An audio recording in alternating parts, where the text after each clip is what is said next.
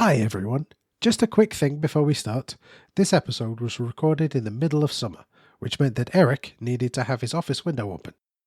It's possible to hear some outside traffic throughout, but rest assured that our editing team have done what they can to reduce its presence. It's not that noticeable and shouldn't affect your enjoyment of the show, but I wanted to give you a heads up. Also, do remember that there is a full transcription available on the show's website, so check that out too. Anyway, let's get to it. So, I think my mantra for creating things like these tools is it should be easy to get started, and there should be an easy, happy path. But then if you want to deep dive and do a lot of options or even a T4 templates, you can also do that. But there should be a simple, happy path with good error reporting if something fails. Welcome, friends, to the Modern.NET Show, the premier .NET podcast, focusing entirely on the knowledge, tools, and frameworks that all .NET developers should have in their toolbox. We are the go-to podcast for .NET developers worldwide, and I am your host, Jamie Gabrogman-Taylor. In this episode, Erik Jensen joined us to talk about EF Core Power Tools and how you can use his project to increase your productivity with EF Core-based databases, regardless of the database technology used.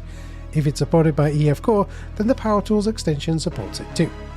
Yeah, it has a few features, like the one that's definitely used the most is what in the tool is referred to as reverse engineering, where you point to an existing database, which can be some of the database types I mentioned previously, like SQL Server as a SQL database, Postgres, Oracle, MySQL, and Firebird.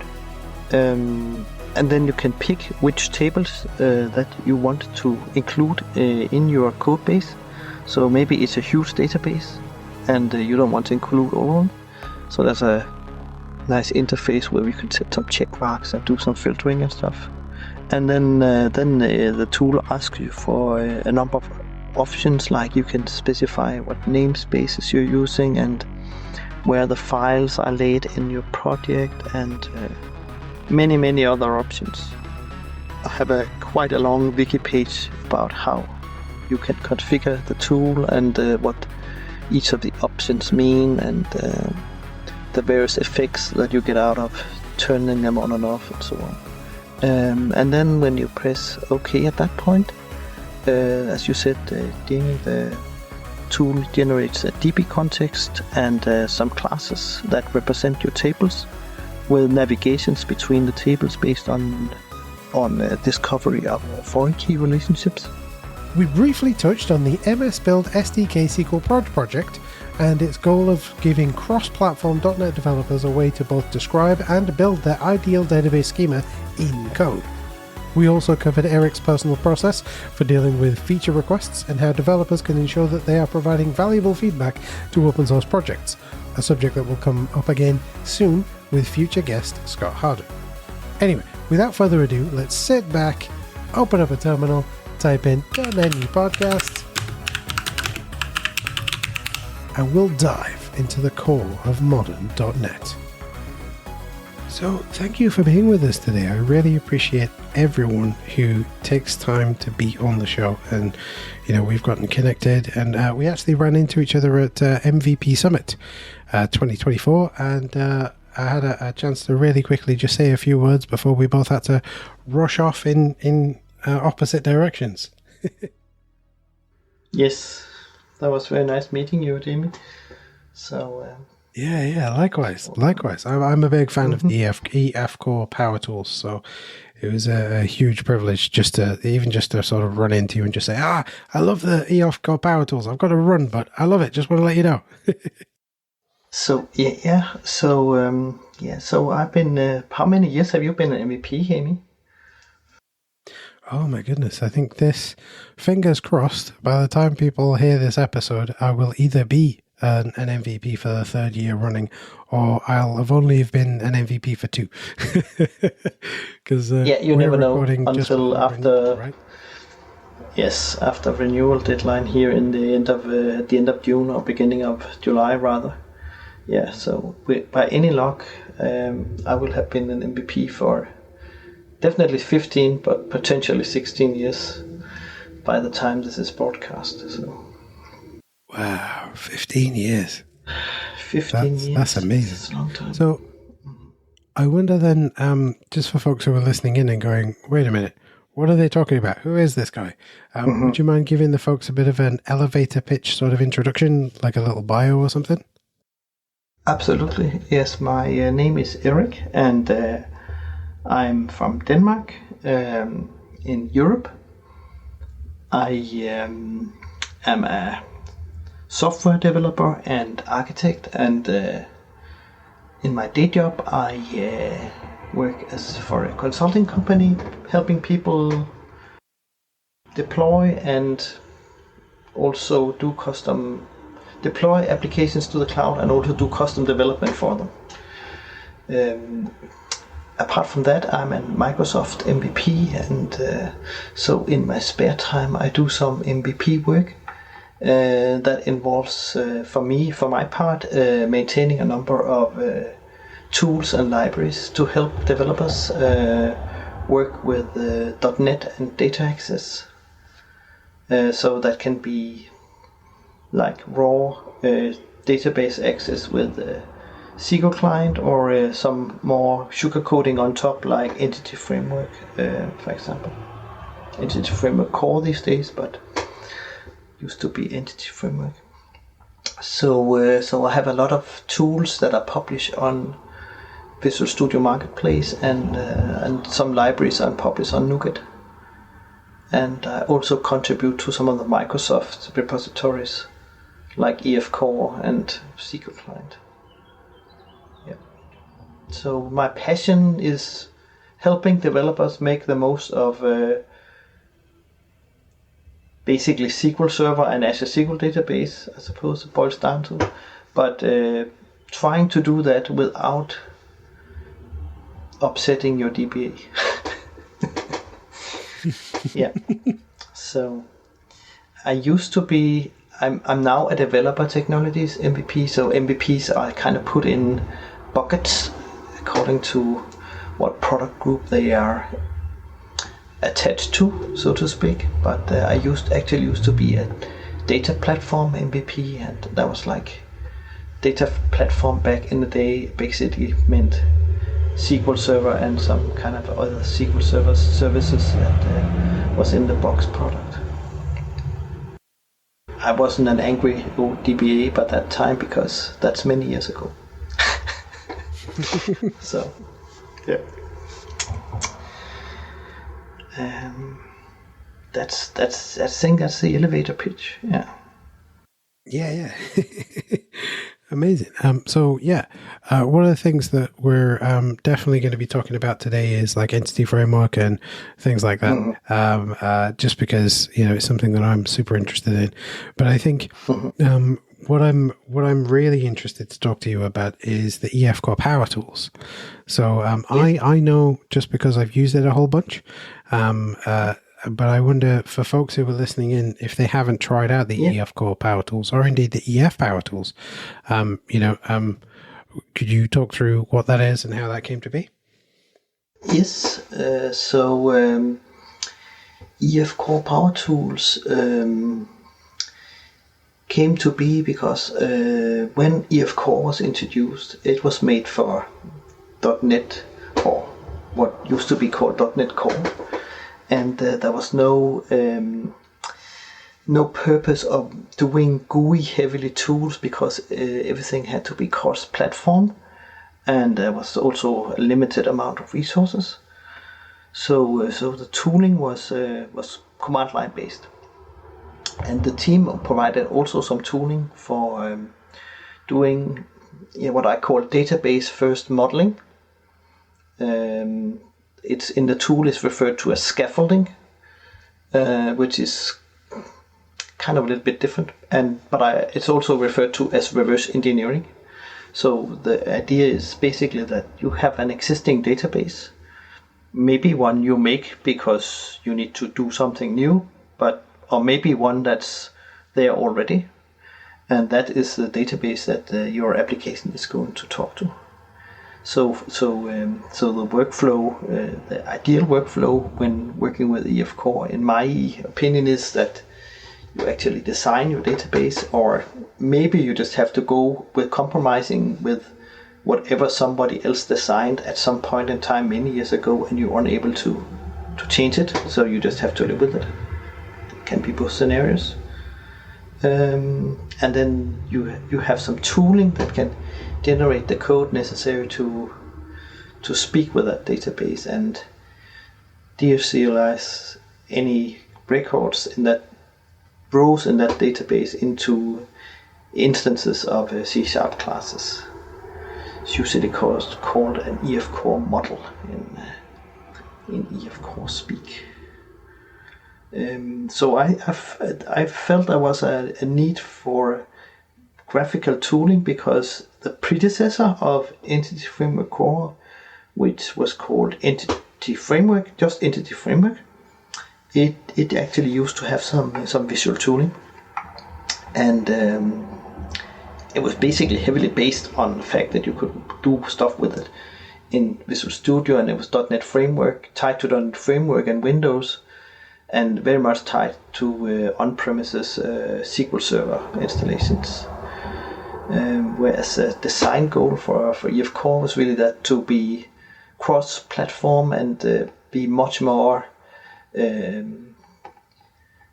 much less hard-coded against a particular database system. So that supports Postgres, Oracle, MySQL, Firebird, SQLite. And there's maintained up-to-date providers for all those database systems with EF Core. So I wanted to create a tool where you could point to one of those database types and get code generated, but without having to know some arcane command line syntax, and also make it easier for developers that are used to working in Windows and Visual Studio, but maybe don't know a lot about cross-platform work and command line tools, to get them up to speed quickly to start working with a database in C#.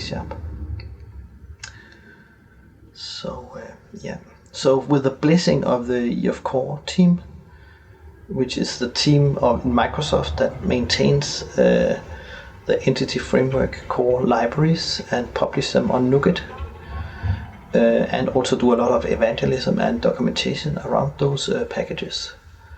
I was allowed to create EF Core Power Tools. The team used to publish something called EF Power Tools, which was for the old Entity Framework, and I'm actually now a kind of maintainer of that. I'm trying to not maintain it, but I thought it was prudent. I thought it was prudent of me to ask them if it was okay, but they obviously had no plans to do something similar themselves, so they let me run with it. Right. And Power Tools was launched in 2017.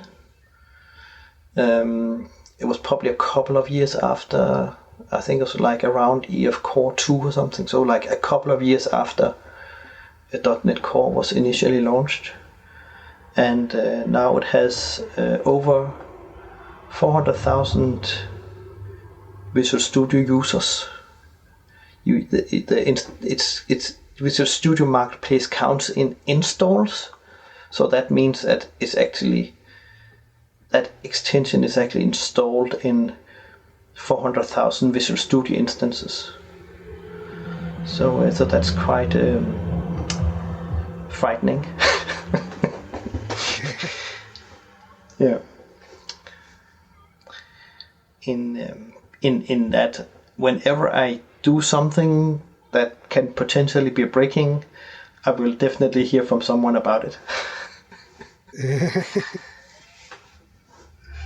So, yeah. Nice. So, because that was going to be one of my questions about, like, because I know that EF Power Tools existed, and I've used EF Core Power Tools, and I was wondering if they were related, and obviously you've answered that, right? In that EF Power Tools was a thing that was created by the EF team back in the day, yeah, and that they've sort of given you, I guess, permission. I'm not sure if that's the correct word, but you approach them and said, "Hey, I'm thinking of doing something similar." I approached them and asked them it was okay that I went with this, and they didn't say no, so I went ahead and did it. Amazing. Yeah. So amazing.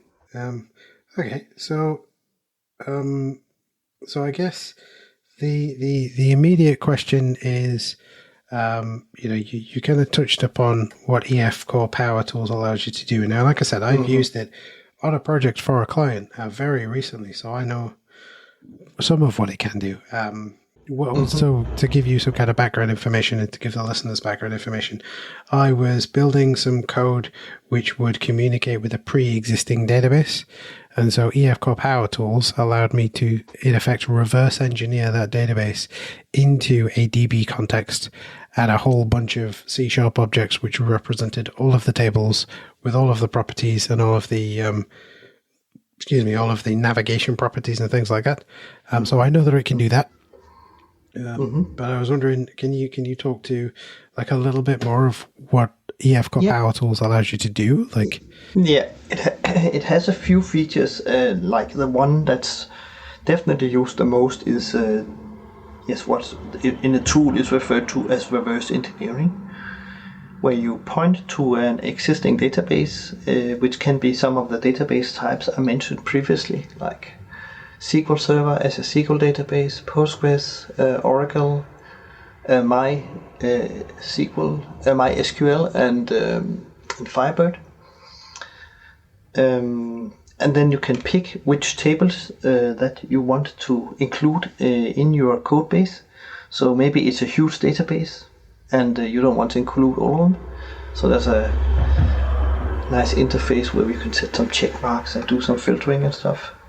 And then the tool asks you for a number of options, like you can specify what namespaces you're using and where the files are laid in your project, and many other options. I have quite a long wiki page about how you can configure the tool and what each of the options mean, and the various effects that you get out of turning them on and off and so on. And then when you press OK at that point, as you said, Jamie, the tool generates a DB context and some classes that represent your tables with navigations between the tables based on discovery of foreign key relationships. And from there on you can basically start working with it and run queries and do updates and deletes and so on your and inserts on your database that this code generated thing represents.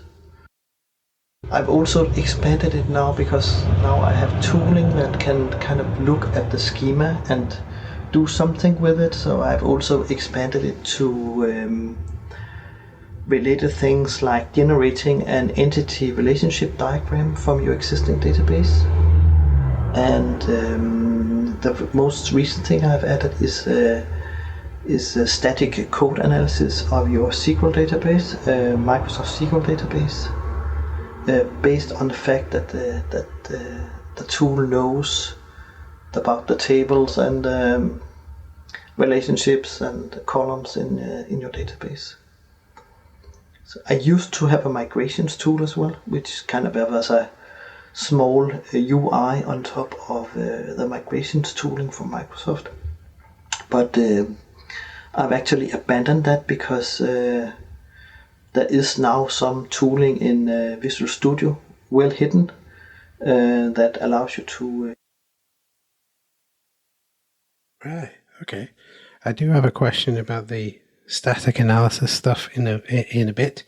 But I was wondering, so like I said, I've used EF Core Power Tools and I genuinely think it's really good. I'm not just saying that because you're a guest on the show. And you talked about how we kind of got to where we are in that EF Entity Framework had a thing called Entity Framework Power Tools. But I'm wondering, before we talk about the static code analysis, if that's something you're able to talk about. Yeah.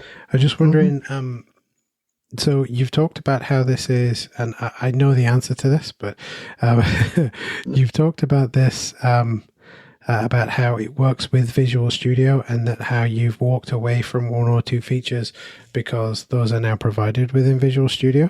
And I'm skipping over, for the folks who listen in a lot, they know that I plan out questions and share them ahead of time. I'm skipping over a bunch of questions just to get to one that I think that listeners will maybe want to know about. You mentioned Visual Studio a lot. This is a Visual Studio extension, but is there plans to support maybe devs who aren't using Visual Studio? Like if I'm using VS Code or Rider, or like, I realize that you are a solo developer working on this and that it is open source. Is there, at least an idea for the future for those? Totally okay if there isn't, by the way. No, but I think that's definitely a very relevant question. And it turned out like I had like 10, 12 issues, maybe more, in my GitHub repositories. Like when people come up with ideas, I welcome them to go to my GitHub open source repository from where I maintain the tool, the source code resides, and the documentation resides, and people come with bugs reports, of course, if things aren't working as they expect. Sometimes things don't work like that because I haven't documented it well enough, or have not been able to point them well enough to documentation about how they can change that behavior. But a lot of people ask for, like, I'm using Rider and I'm on a Mac, I'm using VS Code. I do. Not a lot of people actually wrote, I'm doing everything from the CLI, can you help me? But yeah, essentially that we're using some other more high-level tool than just the command line to do .NET development. A lot of people using Rider, obviously, on both Windows and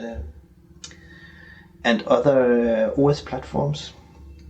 So actually recently, I think it was like maybe a year ago, I actually decided to bite the bullet and created the EF Core Power Tools CLI. So the tool is actually also available as a command line tool, which means that you can run it from the terminal in Rider, if there is such a thing. I assume there is.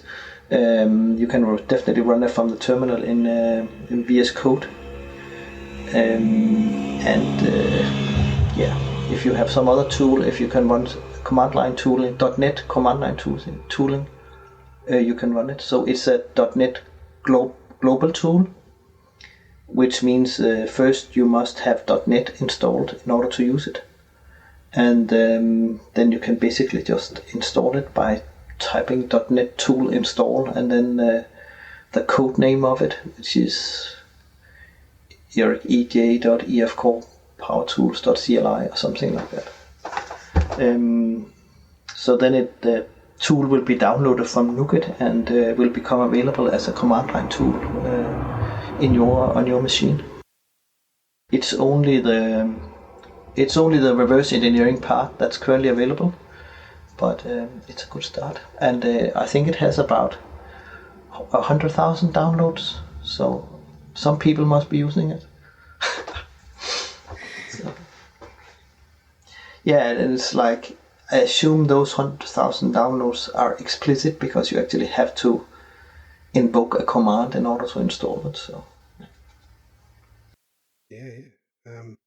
that's genuinely amazing. I wasn't sure what to expect by asking that question about, is it available outside of Visual Studio, just because I realize, you're a solo developer, and there's a lot of work goes into building something for any kind of modern programming platform, any kind of tool for that. So that's wonderful. I have this really nice UI for picking the tables in the Visual Studio extension, and that was actually contributed by somebody from the community. I think it was an Italian MVP. It's not really important who it was, but somebody actually stepped up and said, I think it's a little bit crude what you have now, Erik, because I'm a lot, but I'm not a WPF developer. So actually he stepped up and made this really nice kind of tree-like user interface for picking objects in a database. And likewise for the CLI, some guy, I did some kind of rough thing, and some person from the open source community stepped up and kind of streamlined it a bit and made it more testable and so on. So yes, I am the sole maintainer of this project, and it's all in my name. I don't have a big org or anything supporting me, but yeah. Sometimes I get a little pat on the shoulder, and that's really nice. Brilliant. Yeah, so we've talked about how it's available outside of Visual Studio. We've talked a little bit about how there's other contributors and stuff, and I think that's really important to point out that, you know, I said it earlier on, you're a solo developer, and yes, it is in your GitHub repo, I guess, but that other people are involved, right? A lot of people tend to kind of forget that there's these open source tools that are around. They kind of forget that there is a person on the other end working on it, right? There's that wonderful XKCD image of loads of different blocks all piled up on top of each other, making a vague tower, and how it's all supported by one block of, you know, some developer in Nebraska working out of his basement or whatever. So I think it's very important for folks to remember. And, you know, what I will do for the show notes is I'll go through the commit history and try to pull out the usernames for the folks who have contributed those parts that you were talking about there, because I think it's important to sort of shout them out, you know, to say, hey, this amazing person has come along and helped with building this or whatever. So, yeah, definitely. So I wonder, before we go on to anything else then, you did say about the static code analysis. So let's talk about that really quickly, because that sounds like it's a really, that to me sounds like it's a huge chunk of work. So before we go into what it is, let's have a really short discussion about what static analysis is, right? Because I think that's kind of important in case folks don't know what that is, right? Yeah. So people that use .NET are probably already taking advantage of it, basically without knowing, because the newer .NET SDKs actually comes with a number of what is called .NET analyzers, and I think some of them are enabled by default.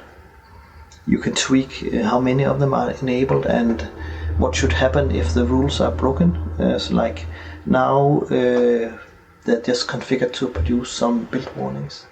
So the analyzers are kind of, let me put it another way, it's nothing to do with compilation of your code. Your code compiles, it builds, it can run anywhere, but it doesn't really just, maybe there's some things that you could do better. The language allows what you have done, but maybe there are some practices that used to be okay, but now have been improved because something was added to the language or to the framework. And those analyzers are helpful in pointing you in the right direction. So they're kind of opinionated about things you should or could do with your code base, but it's not like syntax errors that prevent your code from building. Did that make sense, Jamie? Yeah. So it's more looking for potential issues with the code rather than actual errors with, like you say, the syntax, right? So it's more like for folks who ever turned on a warning. I know that this isn't static code analysis, but when you turn on warnings as errors, it stops your build from completing just because the compiler warnings are now in your face, right? It's kind of like that, except that it's kind of suggesting maybe better, in bunny quotes, ways to do things, or a slightly different way of doing things. Like you said, things have changed in the 4 years that C# has been a thing. Mm-hmm. The following is a paid advertisement. Did you know it's common for a business application to contain 15% repetitive code just because of metaprogramming limitations in the C# language? Why write boilerplate manually when a machine can generate it on the fly when you compile? Enter Metalama, the new metaprogramming framework for .NET. Their C# to C# template language is simply amazing. Logging, caching, memento, observability. If it's repetitive, Metalama can automate it. Visit metalama.net today and learn to automate your code patterns with their free edition. Remember, it's metalama.net with only one L. metalama.net. So then how does that fit with a database then? Because, when you said, and I may have noted this down slightly wrong, but you said static code analysis for SQL databases. I'm like, wait, hang on, what? So is it just essentially doing the same kind of idea, but with maybe the way the tables are created and the joins and the foreign keys and maybe you've got tables as functions and things like that? Is that what it's doing? Mm-hmm. That's basically what it's doing. So if we look a little at the history, some tooling was in a special edition of Visual Studio was introduced in 2010. Visual Studio Database Edition or something like that. It was just the nickname was Data Dude, that introduced some really powerful technology and an underlying framework that's available now as a NuGet packet called DarkFX, and that framework contains various bits and parts, in particular to support database projects, which is your database schema under source control, and then the ability to take that source controlled database schema and apply it to a running database, to your production database.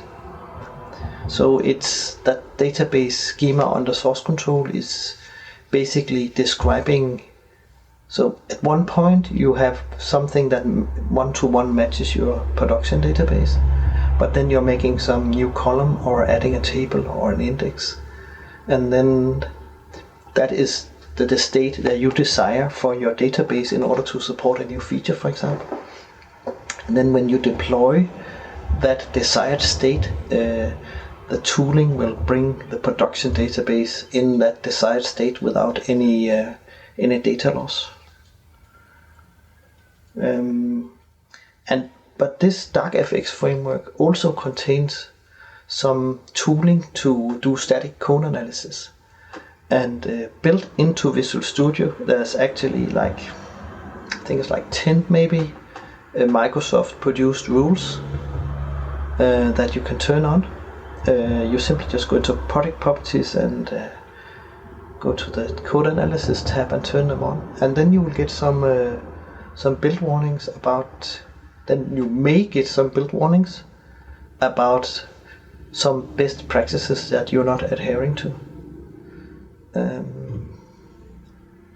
And I have also published some cross-platform way of building database projects that includes even more rules. I have done some archaeological digging in GitHub and found that other people back in the day had made rules that were kind of left in the dust. So I have brought them up to date and made them work with the latest versions of SQL Server.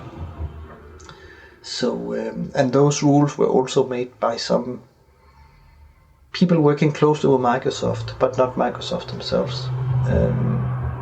But with that, I think it's the whole sum of rules now are over 50. So with that rule set, you get.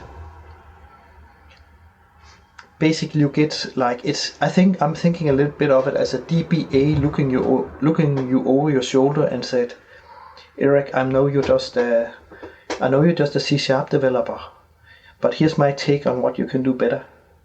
And the nice thing is that you can do that in advance. Right. Okay, so because one of the things that I've always known about Entity Framework is this was back in the Entity Framework days, is that a lot of the big public voices were always saying, hey, Entity Framework is, even the folks who were pretty close to the team were saying, Entity Framework is great, but also make sure you have a DBA take a look at what you're doing and what Entity Framework is able to create for that.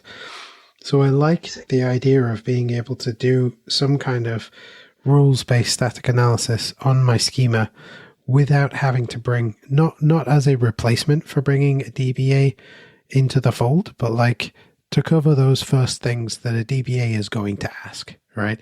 Because they're going to walk in with, I have maybe these exact same 50 rules that that I would expect a database to have to adhere to, and I'm gonna do that, and then maybe once I've checked those, I don't have any time, and so maybe I don't have the time to actually go back and do the slightly more, shall we say, advanced set of rules. So being able to add a click, turn on this analysis and actually do that to save a little time, so that then when I bring the DBA in, they can focus on something, right? Yeah, and it's simply just a switch you flip. And of course, if you and the team you're working with find out that some of the rules don't really apply to you, you can easily disable them. I have already deployed these. As I said, I'm working for a consultant company, so we're doing like various projects for our customers. And I have already flipped the switch on multiple projects and improved the database schema in those projects by doing so. So, yeah. Standing on the shoulders of giants. 100%. Yeah. So Power Tools actually also has, now we're talking about this database project thingy, it also has the ability to generate code from a database project. So if you're doing greenfield development, you can basically start out by create table, create index, create foreign key constraints, etc., create check constraints and so on in your database, and then you can point Power Tools into that database project, and it will generate the DB context and classes based on that, rather than a running data like a running database, a live database. Right. I really like that idea of being able to, switch it on, see what it says, switch it off. But then I guess my question there, and this probably goes back to what we talked about earlier about, since EF Core Power Tools is a Visual Studio thing, can you use it outside of it? Can I also use this static analysis stuff outside of Visual Studio? My only thinking is, what if somebody, you might want a regression test, I guess, is probably not the right word, in your CI/CD pipeline. Did someone make a change to the schema, and has it broken any of these static analysis rules? Do I need Visual Studio in my CI/CD pipeline to be able to do that? That's my question. If you're using the standard database project that is currently available in Visual Studio, you need a Visual Studio built on a Windows machine in order to do it. So if you're doing cross-platform development, or if you're using agents that run on Mac or Linux, you're at a dead end. But I'm actually the contributor to a project that fixes exactly that issue and lots of other things.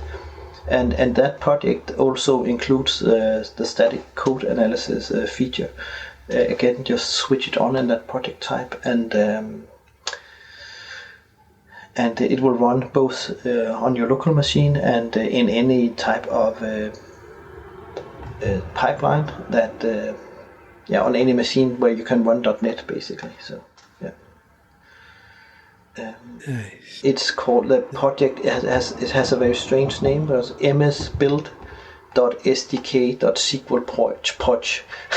SQL PRJ.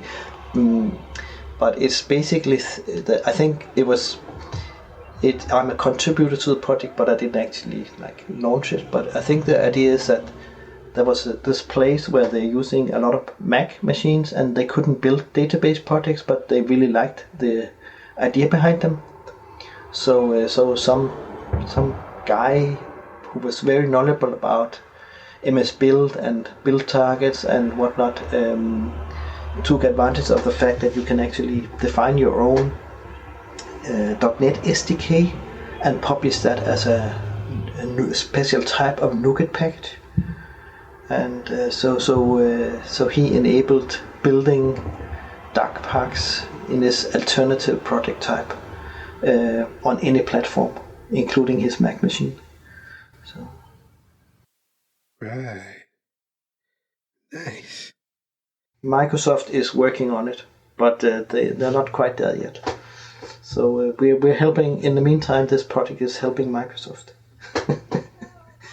Right. Yeah. Because I guess with .NET and all of the .NET tools being open source, I guess that's kind of the argument, right? In that .NET itself will be owned by the .NET Foundation, which isn't Microsoft, but Microsoft sort of gifts time over to, whereas the tools surrounding it, I suppose, are meant to be community-based, right? Yeah. All provided by Microsoft, but yes. So, yeah. Right. Mm-hmm. Cool. Okay. So there's that. So I'll get some links to that and put that in the show notes for people to check out. Yes. I think that's a really cool idea.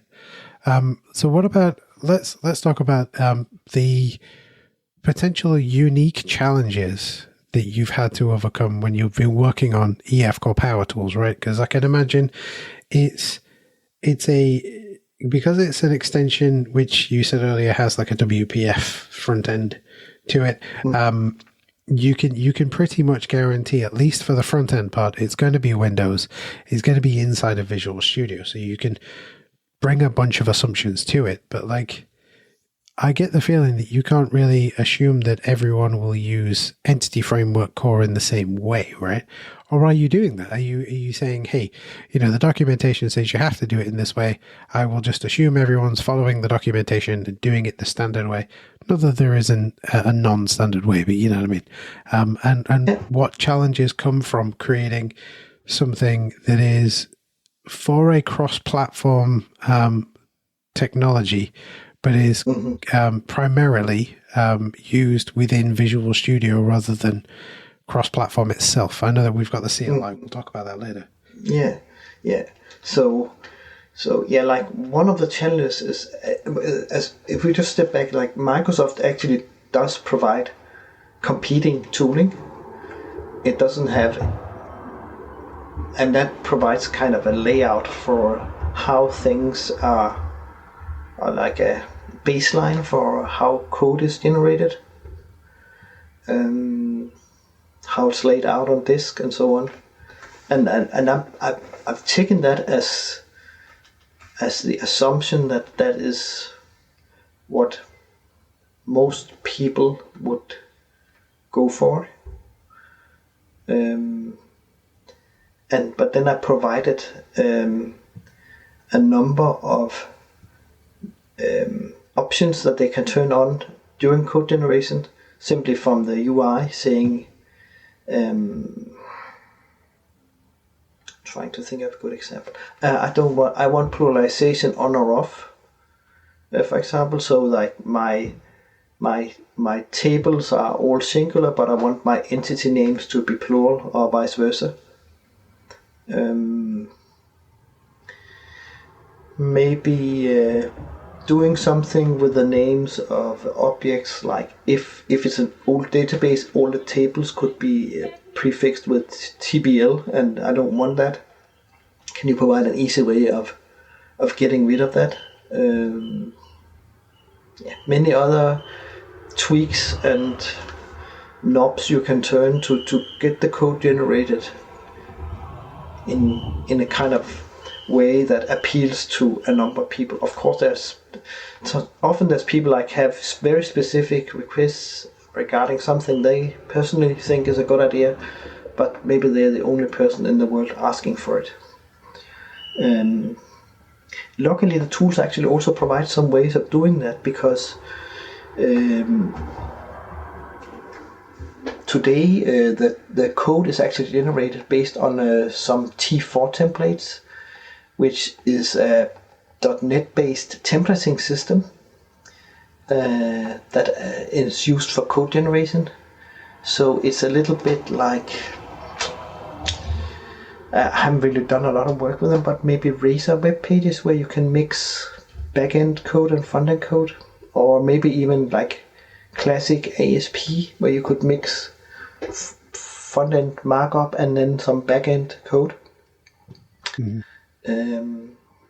So it's a templating language. The tooling is not super great, but there is some. And with those templates in your project, you can actually tweak the generated output to look more or less any way you want it, as long as it's compilable C#. So it can go both from. So I try to provide something where you're basically just clicking next, and then all is good, and you are. A lot of developers, I think, they just take that and then get on with it. And some people are inspecting or introspecting the generated code and in my opinion, maybe overthinking it, and want to tweak it in various ways. So there's snubs that they can do that. Okay. So how does that, I guess, I'm always interested to find out how open source maintainers manage, I guess, the expectations of the users. We'll talk about how EF Power Tools works in a moment. But like, if someone, I can imagine, because EF Power Tools has a very large user base, right? You said earlier that there's a lot of installations of it, and mostly those are installations within Visual Studio, unless it's CLI. Because either you have to install inside of Visual Studio, or you have to actually physically run a command to install it for the CLI. So we can assume that those installations are engineers, are real people's machines, rather than it being, like a CI/CD pipeline, for instance. Yeah, so, I mean, it's a little more doubtful with the command line tool, because you can actually install that. You could potentially just install that on a build server if you wanted to, and run it there. I don't know why you would want to do that, but it's definitely technically possible. But yes, definitely the people that have installed my extension, they have deliberately decided to do so. So they have certain expectations about what they're getting. So then, how do you how do you manage those expectations? Right, somebody comes to you and says, "Hey, I've got this idea for a thing, and I in quotes want you to build this for me." Or perhaps somebody says, "Hey, I want this thing to exist." How do you go about sort of managing that from a I am a single person doing this thing, right? How do you do that? Yeah. Of course, I'm expecting a polite and sober tone in our conversation, and if that's not the case, then I can probably get dismissive, and at least urge them to keep a good tone of voice. But if they're past that, and if it's a genuine request, then I usually try to take it seriously, and try to, if there's some unclearness about it, I try to make them elaborate and maybe provide some examples of what they're wanting to achieve. If they start talking about things like when can you have this available and so on, then I have to remind them that this is a free tool, and I usually ask them, are you going to sponsor me? Now we have agreed on this could be a sensible thing to add, and we have a design proposal. And then I usually ask them, are you interested in doing a pull request, and I will review it. If people are reporting issues more than just feature proposals, then I have recently become very quickly at dismissing them. If they, it's like when they do that, I have a form they have to fill in with some information I request from them. Like if they encounter an issue, they have to tell me the steps to get to that issue. And it's usually, in this context, it's actually usually quite easy, because it's just a question about supplying me with some create table statements that breaks the tools somehow, and then say, well, I point to a database with these tables, and then this happens, and I expected that to happen. But if they don't make the extra effort to just sit down for 5 or 10 minutes and supply me with that information, I'm usually relatively quick at actually closing the issue and say, sorry, I can't help you. You did not provide any actionable information here. You're just saying it doesn't work. If you're enjoying this show, would you mind sharing it with a friend or colleague? Check out Podcatcher for a link to the show notes, which has an embedded player within it and a transcription and all that stuff, and share that link with them. I'd really appreciate it if you could indeed share the show. But if you'd like a few other ways to support it, you could leave a rating or review on your podcatcher of choice. So if you head over to .netcore.show/review, you'll find loads of ways to do that. You could consider buying the show a coffee. The Buy Me a Coffee link is available on each show's show notes page on the website. This is a one-off financial support option. You could become a patron. This is a monthly subscription-based financial support option, and the link to that is included on each episode show notes page as well. I'd love it if you could share the show with a friend or colleague, or leave a rating or review. The other options are completely up to you and are not required at all to continue enjoying the show. Anyway, let's get back to it. Sure. And I think it's important for folks who are listening to podcasts, approaching people who are in that open source area to actually know that, these folks are perhaps individual people like yourself, or part of a very small team of people who are creating something in their own time as like a hobby project, a passion project, a labor of love, as it were. So that then, they can provide something to the community. And so I'm always interested to know how people sort of approach that when they are the main contributor to an open source project. So, yeah, thank you for that. Yeah. It's a delicate subject, but it's like maybe I got more. It's also, for me, a maturity thing. I've been working with open source projects for approximately 15 years now, including another extension that has like over 1 million installs. So I wouldn't say my skin is getting tougher, but it's more like, I'm probably better at getting less emotionally involved than I was back in the day. Maybe I'm just getting older. No, I get that. I fully understand. But yeah, I'm always interested to know. So, let's talk really briefly about how it all works, right? Let's say, just as a quick run through of one of the features of Entity Framework called Power Tools, right? I have a database project. I do a right click and reverse engineer. I provide a connection string. I then select parts of the schema. Maybe I want the whole schema. Maybe I just want parts of the schema to reverse engineer. And then I push a button. Some magic happens. and out pops a C# project with DB context and a whole bunch of C# objects which represent my tables, my views, all that kind of stuff. So what's that bit that's even the your magic, stored right? procedures if it's SQL Server, yeah. Yeah. So what is the magic juice? So of course, in Visual Studio is a .NET framework thing, which runs on Windows. So Visual Studio doesn't really know about .NET Core, only indirectly. And if you think it does, it's because the Visual Studio tools guys are really good at doing some magic.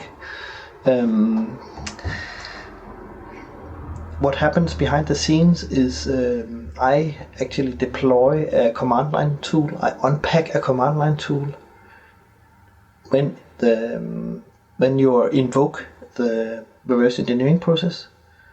I check if it has been unpacked once already to avoid unpacking it every time. And then I look at the project, so I provide parameters that relate to the project, like what is the root folder of the project that you are generating code in, and what is like the namespaces and useful pieces of information that can go into the code generation decisions about where should the files be placed and what should the namespaces be and so on.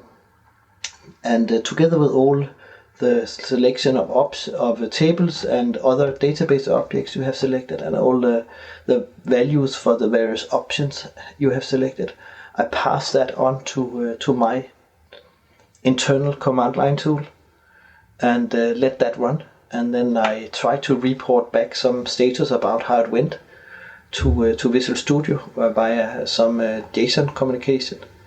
And I hopefully I'm able to show that to the user if it went well or it didn't go so well. And the result should be that they will get some kind of status message saying, well, these errors were encountered during the code generation, or these warnings occurred during code generation, and the generated files should be placed on the disk and put into the project. So having this external command line tool also was the basis for the CLI. So it turned out it wasn't as incredibly hard as I maybe had feared it would be to do a CLI tool. The main effort there was actually to create a configuration file that didn't look like the internal configuration file that the tool uses today. So kind of a more human readable, and with some nested options and a good editing experience in other editors, like for example Visual Studio Code, where you can get code completion and suggestions and so on for JSON files with some JSON schema magic. Right. So yeah, it kind of blows my mind just how much there is going on in the background there. Especially because I didn't know. You'd said that Visual Studio isn't really aware of .NET Core, or rather modern .NET, and that the Visual Studio team do some magic to hide that from you. I didn't realize that. No, but Visual Studio is a .NET framework product. So at the end of the day, it doesn't know anything about .NET. It's just .NET.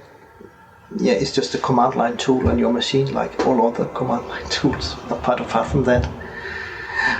So I was lucky enough actually to at an MVP summit to kind of sit down with one of the developers from the EF Core team and discuss how this could be done and how it would be possible to support multiple versions of EF Core. So I have code generation both for EF Core 6 and 7 and 8, and I guess soon I will have it for 9. So that means I have to pack and build X number of zip files for each version of EF Core. And that zip file, it contains my command line tool, and then that depends on on the design time services and the providers that the tool supports. So they are all included as DLL files with the tooling. So if you look in your temp folder, you'll find a EFPT version number something, and that is where all the magic takes place from the Visual Studio extension. Right. And so is that how the CLI works as well? So does this essentially is the magic being performed the same way by the CLI and by the... In the CLI, you actually have to explicitly install a version for the version of EF Core you're targeting. So you have to specify a version number or a version wildcard anyway when you're installing it. So I want to install a CLI for EF Core 8, for example, or EF Core 7 or EF Core 6. Right. Interesting. So because you can't run multiple .NET framework versions at the same time. So. Yes. Mm-hmm. Yeah, that was the big, or rather one of the big innovations with modern .NET, wasn't it? Or .NET Core, as it was called at the time. That side-by-side installation that you could install and technically run different versions at the same time. Yeah. As long as you have the runtime installed, yeah. Sure. Okay. So if I'm looking at a project and it's a .NET 7, because that's kind of still in support. So I'm using let's say I'm using .NET 7, Entity Framework Core 7. No, .NET 6. Let's go .NET 6, because that one definitely is still in support at the time of recording. So I'm building an app, let's say with .NET 6, EF Core 6. I can just, if I'm on a Mac or one of the Linux on the desktop, so maybe I'm just on Windows and I like using the CLI, I can grab a version of EF Core Power Tools that targets .NET 6 and EF Core 6, and I can just do whatever I need to do. My app then gets upgraded to .NET 8, EF Core 8, perhaps even .NET 9, EF Core 9 when it comes out later this year. I just grab the CLI version for that version of .NET, and then it continues to perform its magic, right? Correct. Yeah, so then you just need to explicitly install the newer version, yes. Right. I like that. Nice. That was the best I could come up with. The alternative was publishing like specific named versions for each .NET version. So like I could publish something called ericej.efcorepowertools.cli.6.7 and .8. Yeah. I don't know. I think the version, the system you have already is way better than that. Just because then it's I don't know, that to me, being able to supply a version string or a version wildcard string or something like that, an identifier, rather than saying, oh, what was it? Is it .EF Core 6 or is it .EF Core 7 or is it .EF Core 8? That I feel like is a little bit more taxing on the developer than just saying, .NET install -- version 8 or whatever the string is, right? That makes way more sense to me. I think it's just 8.star or something like that, but it's in my documentation. Like, how do I get the latest version? Yeah. Excellent. So I guess as we're starting to run out of time here, I was just wondering if someone wants to get started with using EF Core Power Tools. Let's just assume for this moment in time that folks are using Visual Studio. If someone wants to get started with using EF Core Power Tools, how do they get started? Is it just go to the repo and click a button and download it? Go to the repo. Success? They can install it from the extension manager in Visual Studio. It should be relatively self-explanatory, but otherwise in the wiki I have like a welcome page with a one-pager getting started kind of pit of success thing. Pick your database, pick your objects, click OK, and run along. So I think my mantra for creating things like these tools is it should be easy to get started, and there should be an easy, happy path.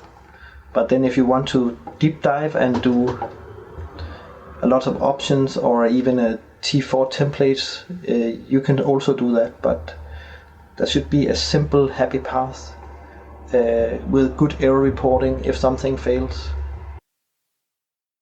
Nice. Okay. And I have to say that when I started using EF Core Power Tools, and it was, October, November 2022. So, not that long ago. 2023, sorry, 2023. Not that long ago. I found that wiki getting started guide really useful. It is quite literally, are you in Visual Studio? Are you targeting this version of the Entity Framework? Are you working with SQL Server? Okay, push this button, and it's brilliant. Yeah, and off you go. Yeah. Mm-hmm. Excellent. Cool. What about then getting in touch with you or keeping up with development of EF Core Power Tools? What's the best way for folks to do that? I always welcome people reaching out to me on GitHub, and I know it's called issues, but just thinking, I'm more thinking of it as a communication channel that for anything that relates to EF Core Power Tools, feature proposals, suggestions, bug fixes, bug suggestions, whatever.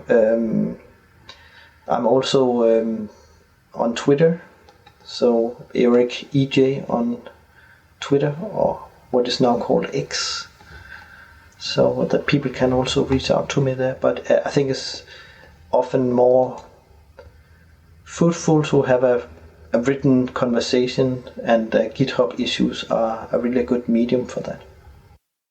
I agree, because then, if there is a conversation that needs to happen and it eventually turns into some work that needs to be done, like a pull request or something, you can refer directly to the issue from within GitHub, right? It makes it so much easier to keep sort of a log of everything. Exactly. Amazing. Well, it has been absolutely wonderful talking to you today. So I want to thank you for being on the show, and I'm sure that the listeners will be thanking you too. But yeah, I really appreciate it. So thank you ever so much. You're welcome, Jimmy. Nice speaking to you.